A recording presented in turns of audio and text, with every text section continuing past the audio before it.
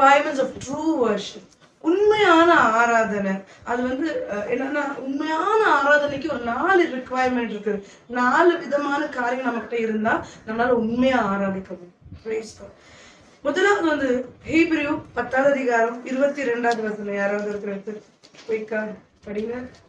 மனசாட்சி, நீங்க தெளிக்கப்பட்ட இருதயம் உள்ளவர்களாயும் சுத்த ஜலத்தால் கழுவப்பட்ட சரீரம் உள்ளவர்களாயும் உண்மையுள்ள இருதயத்தோடும் விசுவாசத்தின் பூரண நிச்சயத்தோடும் சேர கடவும். ஆமென். இதுல வந்து நமக்கு 4 விஷயம் கத்து கொடுக்குது இந்த வசனம்.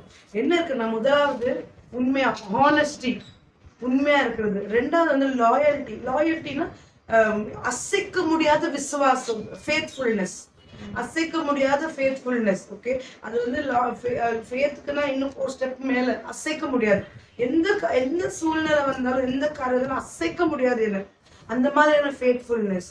மூணாவது வந்து total commitment.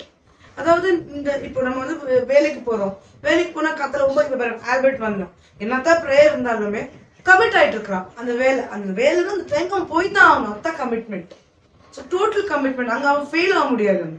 Okay, total commitment. அப்போ 4வது வந்து நோ ரிசர்வேஷன்ஸ். அதாவது இது இப்போ பார்த்துக்கலாம், இதுதானே அப்புறம் பார்த்துக்கலாம், ப்ரேயர் தானே அப்புறம் பண்ணிக்கலாம், இப்போ இதை பண்ணிக்கலாம். நம்ம ரிசர்வ் பண்ணிக்கிற டைம் நம்ம இஷ்டத்துக்கு ரிசர்வ் பண்ணக்கூடாது. அது ஆண்டோட நேரம்னா ஆண்டவருக்கு தான் கொடுக்கணும். ஸோ இந்த வசனத்துல இது 4 காரியம் இருக்குது. இப்போ இன்னொரு படியும் அந்த வசனத்துல. துர்மனசாட்சி, நீங்க தெளிக்கப்பட்ட இருதயம் உள்ளவர்களாயும் சுத்த ஜலத்தால் கழுவப்பட்ட சரீரம் உள்ளவர்களாயும் உண்மையுள்ள இருதயத்தோடும் விசுவாசத்தின் பூரண நிச்சயத்தோடும் சேர கடவுள். இப்ப அப்போஸ்தலர் ஜான் இருக்கிறாரு இல்லைங்களா? அப்ப அப்போஸ்தலர் ஜான் வந்து யாரு? சிலுவையில இயேசு அடிக்கப்படும் போது கீழே யாரோட நிக்கிறாரு? மேரி, மரியாளோட ஜான் நிக்கிறாரு. ஆனா மத்த டிசைபிள்ஸ் என்ன பண்ணாங்க? ஃபிளட் ஆயிட்டாங்க, ஓடி போயிட்டாங்க, யாருமே இல்லை. ஆனா ஒரே ஒரு டிசைபிள் மதர் மேரி பக்கத்துல இயேசுக்கு முன்ன நிக்கிறாரு. அதுதான் லாயல்டி. என்ன வந்தாலும் ஏது வந்தாலும் எத்தனை பேரு என்ன சூழ்நிலை இருந்தாலும் நான் மட்டும் போக மாட்டேன்னு அவர் நிக்கிறாரு, உயிருக்கு பயப்படாம. அதுதான் லாயல்டி. அதுக்கு அர்த்தம் புரிய நினைக்கிறேன். அதுதான் லாயல்டி, அசைக்க முடியாத ஒரு ஃபேத். இப்போ என்னன்னா, அப்ப தியாலஜியா அப்ப நிக்கிறாரு, அதுதான் தியாலஜியா கிடையாது, அதுதான் லாயல்டி. அப்போ நெக்ஸ்ட் என்னன்னாக்கா, மரியம் மேக்லின் செத்து அடக்க பண்ண பிறகு மறுநாள் காலையிலே போய் அங்க நிக்கிறாங்க. போயாச்சு, எல்லாம் முடிஞ்சாச்சு, எல்லாம் தூங்கி எழுதிக்கலாம், அப்படி இல்லை. அப்ப அது என்ன? அதுக்கு என்ன அர்த்தம்? அது என்ன டாக்டர் ஆயினா இல்ல, அதுதான் லாயல்டி. என்ன, அவர் இருந்தாலும் சரி இல்லைனாலும் சரி, எனக்கு எது செஞ்சாலும் சரி செய்யலனாலும் சரி, நான் அவருக்காக நிக்குவேன் அப்படின்னு மரியா மேரி என்ன பண்றாங்க? போய் நிக்கிறாங்க. Price God. சேம் வே அதே மாதிரி நம்ம இயேசுக்கு லாயலா இருக்கு. அதே மாதிரி அதாவது இயேசுக்கு மட்டும் இல்ல, ஒருத்தருக்கு மாத்தி ஒருத்தருக்கு நம்ம லாயலா இருக்கணும். ஏன் தம்பி, ஏன் தங்கச்சி, ஏன் அக்கா, ஏன் அண்ணன், நம்ம வந்து படிக்கணுமா, லாயலா இருக்கணுமா? இயேசுக்கு இருந்தா மனுஷருக்கு. நமக்கு வந்து குடும்பமே விட்டு போயிருக்கோம், நம்ம தனிமையில இருந்திருப்போம். ஆனா அந்த நேரத்துல நம்ம ஒருத்தர் உதவி செஞ்சிருப்பாங்க, அதை நம்ம மறக்க கூடாது. இன்னைக்கு திரும்பவும் அவங்களுக்கு எதிராக மாறிடக்கூடாது.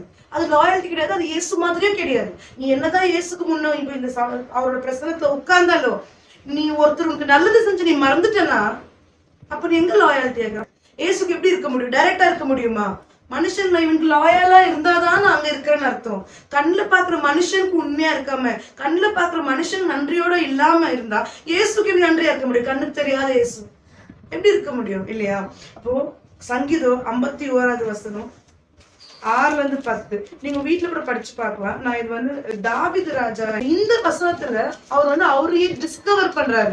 என்னன்னு ஆண்டவர்கிட்ட கேட்கிறாரு, ஆண்டவரே என்னோட இதயத்துல ஏதாவது தவறு இருந்தா, உங்களுக்கு விரோதமா இதயத்துல ஏதாவது இருந்தா என்ன நீங்க வந்து அதை சரிப்படுத்துங்க ஆண்டவரே அப்படின்னு அவரு கேட்கிறாரு. படிக்கலாம் அந்த வசனம். இதோ உள்ளத்தில் உண்மை இருக்க விரும்புகிறேன். யாரு? இதோ உள்ளத்தில் உண்மை கேட்பாங்க. ஆல்ரெடி அவர் யாரு?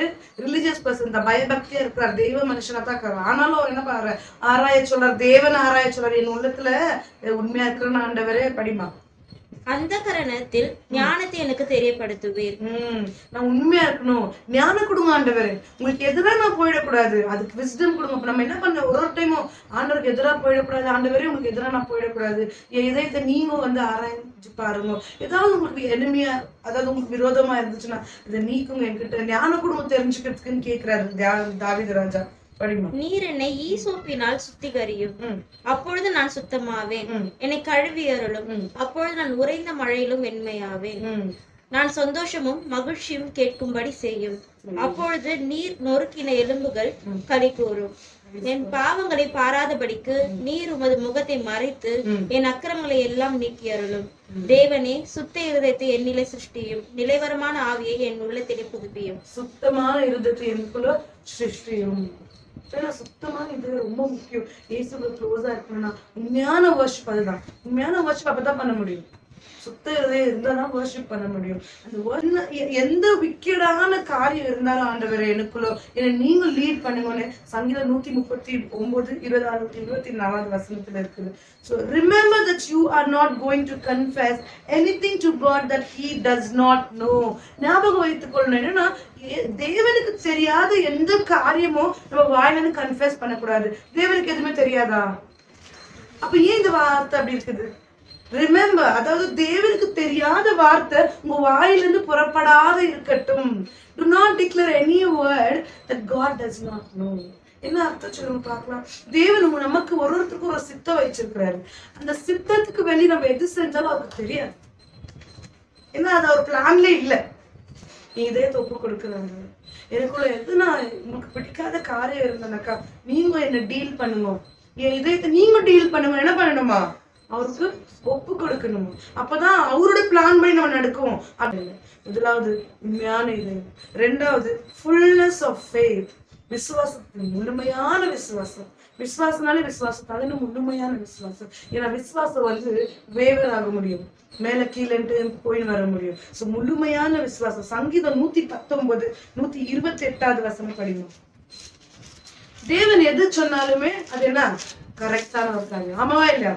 தேவன் எது சொன்னாலும் கரெக்டான விஷயம். தப்பு எது நடக்குமா? தேவன் சொன்னது எது? எல்லாவற்றை பற்றியும் நீர் அருளின எல்லா கட்டளைகளும் செம்மை என்று எண்ணி சகல போய் வழிகளையும் வெறுக்கிறேன். ஆண்டவர் சொல்றது எல்லாமே செம்மையான கமாண்ட்மெண்ட்ஸ். அத நம்ம பார்க்கணும். ஃபெய்த் என்னன்னா, faith is a decision in relationship to Christ and the scripture. faith, அதாவது faithங்கிறது என்ன சொல்ல ஒரு டிசிஷனா. faithங்கிறது ஒரு ஃபீலிங் கிடையாது. faith is a decision. என்ன சொல்ல, நான் இயேசுவை பின்பற்ற போறேன் அப்படிங்கிற ஒரு டிசிஷன் தான் faith. அப்ப நம்ம உண்மையான டிசிஷன் எடுத்திருக்கிறோமா? விசுவாசம். அதுதான் முழுமையான விசுவாசம். ஏதோ சொல்லி கொடுக்குறாங்க, இங்க உட்கார சொல்றாங்க, ஏன்னா உட்கார்ந்து சொல்றாங்க, நான் உட்கார்ந்து இருக்கிறேன் நானு அப்படின்னு இல்லாம அது ஃபெய்த்ல நீ உட்காரலாம். ஆண்டவர் ஹீல் பண்ணிட்டாருன்னு வாயில சொல்லலாம். ஆனா அது நிறைவேறணும்னா முழுமையான ஃபெய்த் இருக்கணும். சோ ரெண்டாவது காரியம் முழுமையான விசுவாசம். மூணாவது காரியம் என்னன்னா, heart sprinkle from an evil conscience. நம்ம இதயத்துல ஈவிலான காரியம் இருக்கு இல்லையா, அதுல அந்த ஸ்பிரிங்கிள் ஆகுது. என்ன ஸ்பிரிங்கிள் ஆச்சு நம்ம பார்க்கலாம். அந்த காலத்துல சாக்ரிஃபைஸ் மேல ஸ்பிரிங்கிள் பண்ணாங்கன்னா சொல்லுங்க பார்க்கலாம், பிளட். அப்ப நம்ம மேல ஒரு ஸ்பிரிங்கிள் ஆயிக்குது. என்ன சொல்லுங்க பார்க்கலாம், இயேசு கிறிஸ்துவின் ரத்தம். சோ அந்த ரத்தம், தெளிக்கப்பட்ட ரத்தம், நம்மளுடைய ஈவில் திங்ஸ் மேல, ஈவிலான எண்ணத்தின் மேல தெளிக்கப்பட்ட ரத்தம் தான் ரோமன்ஸ் 5வது அதிகாரம் 9வது வசனம். நம்மளுடைய கர்த்தருடைய ரத்தம் தெளிக்கப்பட்டிருக்கும் இதயத்துல. சாக்ரிஃபைஸ், அவர் ரத்தம் நம்ம இல்ல, நம்ம இயேசுவை நம்ம அக்செப்ட் பண்ணியிருந்தாலும், அவர் ரத்தத்தை தெரிஞ்சிருந்தாலும், நம்ம ஓன் வழியில நம்ம போயின்னு இருக்கிறோம்னு சொன்னாக்கா அப்போ ஒரு ரத்தம் தெளிச்சும் அங்க பிரயோஜனம் இருக்கு, அது வீணா போகுது. மூணாவது, நம்ம இதயம் எப்பவுமே ரத்தம் தெளிக்கப்பட்ட அப்படின்னு அர்த்தம், நம்ம இதயத்தை பலி கொடுக்கணும், ஆண்டவருக்கு பலி கொடுக்கணும். எனி டைம் சாக்ரிஃபிஷியல் லவ் அவருக்கு இருக்குது. நம்ம ரெஸ்பாண்டா நம்ம இதயத்தை அவருக்கு பலி கொடுக்கணும். படிமா ரோமன் 5:9. இப்படி நாம் அவருடைய ரத்தத்தினாலே நீதிமான்களாக்கப்பட்டிருக்க கோபாக்னிக்கு நீங்களாக அவராலே நாம் ரட்சிக்கப்படுவது அதிக நிச்சயமாமே. ஆமென்.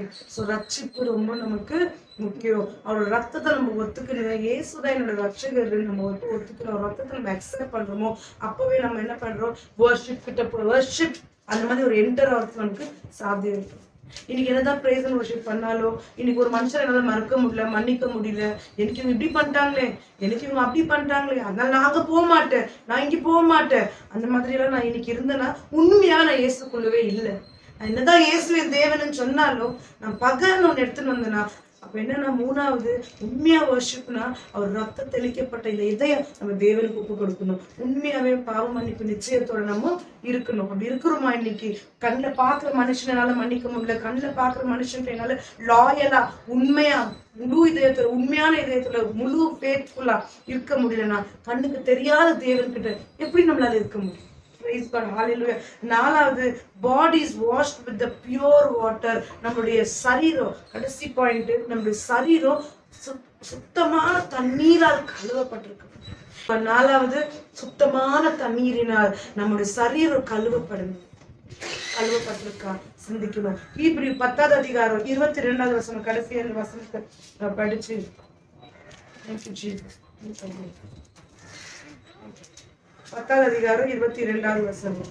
துர்மனசாட்சி நீங்க தெளிக்கப்பட்ட இருதயம் உள்ளவர்களாயும் சுத்த ஜலத்தால் கழுவப்பட்ட சரீரம் உள்ளவர்களாயும் உண்மையுள்ள இருதயத்தோடும் விசுவாசத்தின் பூரண நிச்சயத்தோடும் சேர்க்க கடவுள். சுத்தமான தண்ணீர்ல கழுவப்பட்டிருக்கணும்.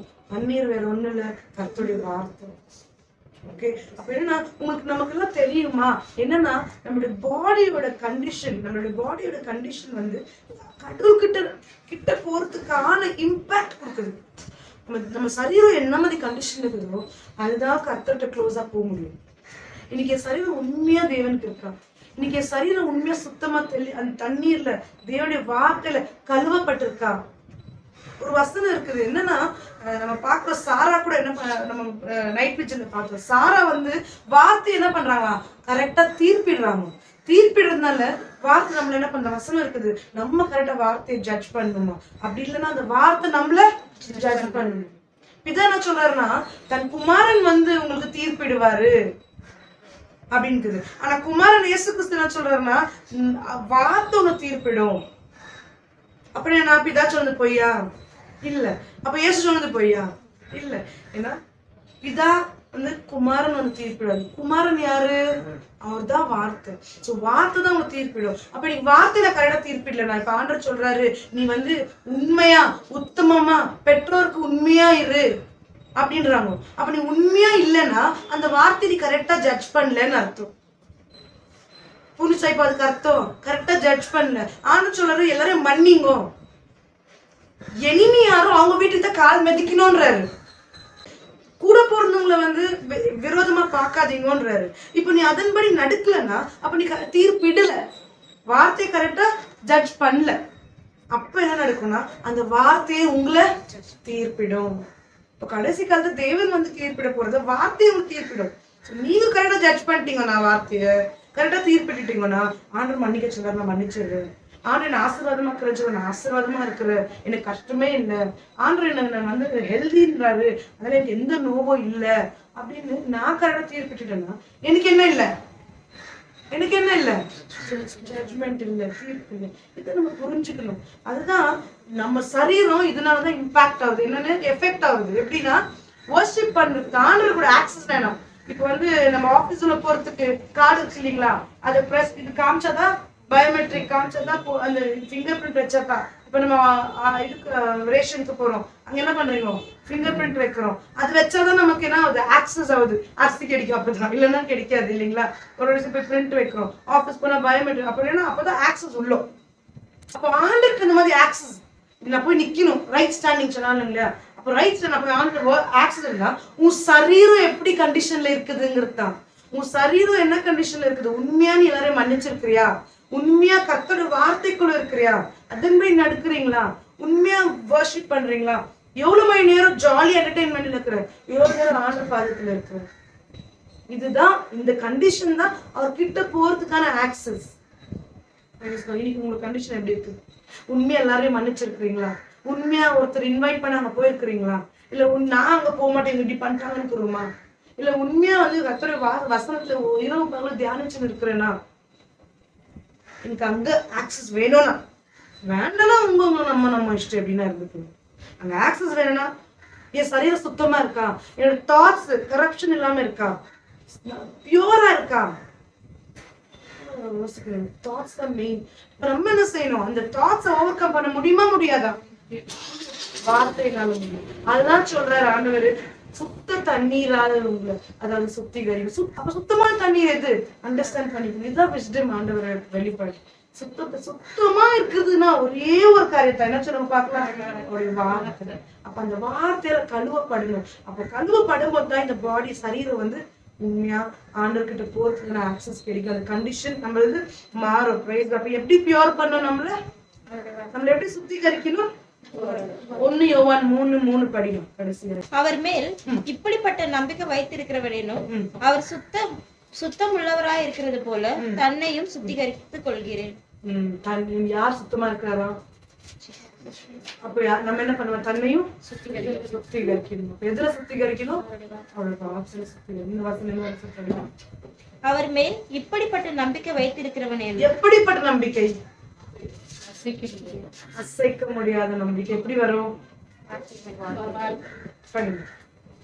அவர் மேல் இப்படிப்பட்ட நம்பிக்கை வைத்திருக்கிறவனேனும் அவர் சுத்தம் உள்ளவராய் இருக்கிறது போல தன்னையும் சுத்திகரித்துக் கொள்கிறார். யார் சுத்தம் உள்ளவர்? அவர்கிட்ட எந்த தவறுமே இருக்காது. அவர் சுத்தமானவர்.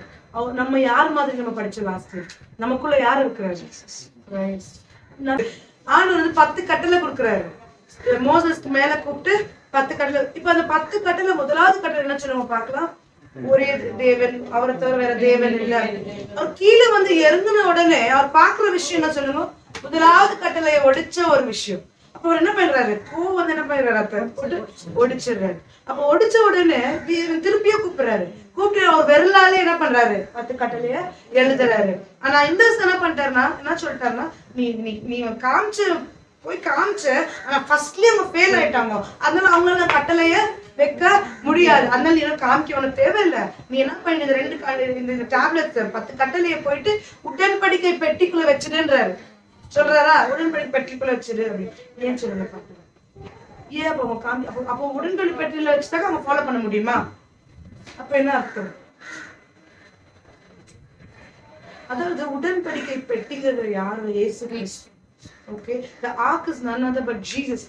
அப்ப இயேசுக்குள்ள என்ன பண்றாரு அவரு? அந்த லாவை போடுறாரு. அந்த கட்டளைகளை இயேசுக்குள்ள போட்டு வச்சிடுறாரு. ஓகே, இப்ப என்ன சொல்றாருன்னா, நம்மளால சுயமா அந்த கட்டளைகளை ஃபாலோ பண்ண முடியுமா? முடியாது. அப்ப என்ன பண்றாருன்னா, அவர் சொல்றாரு, வசனத்துல சொல்றாரு, நான் இங்க காமிக்க தேவையில்லை, அவங்க யாரும் அதை ஃபாலோ பண்ண போறது. அதனால இந்த கட்டளைகளை நான் மனுஷனுடைய மைண்ட்லயும் ஹார்ட்லயும் போடுறேன்றாரு. அப்ப மைண்ட்ல ஹார்ட்ல கடலை போட்டா நீ ஃபாலோ பண்ண முடியுமா? அப்ப என்ன அர்த்தம் அதுக்கு? கிறிஸ்துக்குள்ள கட்டளைய போட்டு அந்த கிறிஸ்துவும் மைண்ட்லயும் ஹார்ட்லயோ போட்டு விடுறேன்றாரு. அப்ப வந்து இயேசு கிறிஸ்து கட்டளை யாருக்குள்ள இருக்குது? கிறிஸ்துக்குள்ள. கிறிஸ்து யாருக்குள்ள இருக்கிறாரு? நமக்குள்ள இருக்கிறதுனால அவர் வழியில நம்ம நடக்கும். சூப்பர் இல்ல? அப்போ நம்ம சுத்திகரிப்பு எப்படி நடக்கும்னா, கிறிஸ்து நமக்குள்ள இருந்தாதான் சுத்திகரிப்பு. ஏன்னா அவர் இருந்தாதான் அவர் நம்ம நடத்துவாரு கட்டளை பிரகாரம், இல்லைன்னா முடியாது. அப்ப நம்ம பியூரா சுத்திகரிக்கணும்னா அந்த பியூரான வாட்டர் நம்ம அந்த சுத்தமான வார்த்தையில் நம்மள சுத்திகரிக்கணும். சுத்திகரிச்சாதான் நம்ம கரெக்டா தீர்ப்பிட முடியும் நம்மளுடைய வார்த்தைய. அப்படி இல்லைன்னா நம்மள வார்த்தை தீர்ப்பிடும்.